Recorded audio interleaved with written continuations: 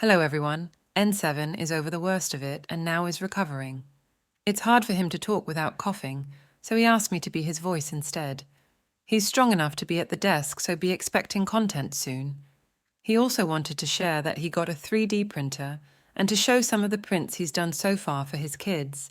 Hope you enjoy and be looking out for a stream later today, showcasing Destiny 2's newest mode called Pantheon.